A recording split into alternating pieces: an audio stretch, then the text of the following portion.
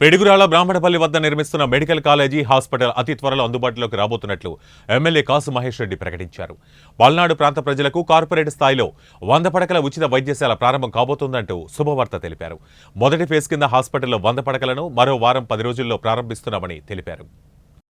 500 కోట్ల రూపాయలతో సుమారు 600 పడకల హాస్పిటల్ ఏదైతే 2 సంవత్సరాల క్రితం పల్నాడు నడిబొడ్డులో పిడుగురాళ్లకు అతి సమీపాన బ్రాహ్మణపల్లి గ్రామం కామైపల్లి రెవెన్యూ విలేజ్లో మరి ఈరోజు మనం చూస్తున్నాం. ఒక బ్రహ్మాండమైన మెడికల్ కాలేజ్ హాస్పిటల్ అతి త్వరలోనే రాబోతుంది.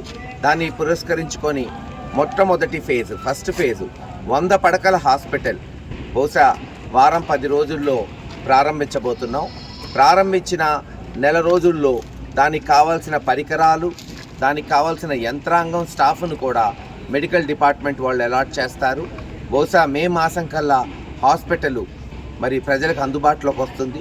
ఈ 100 పడకలే కాదు, అంచెలంచెలుగా వచ్చే 6 నెలలు, నేను చెప్పేది వచ్చే 6 సంవత్సరాలు కూడా కాదు, వచ్చే 6 నెలల్లో ప్రతి 2 నెలలకి 100 పడకలు చేసుకుంటూ పోయి వచ్చే 6 నెలల నుంచి 9 నెలల్లో మనం సుమారు 600 పడకల హాస్పిటల్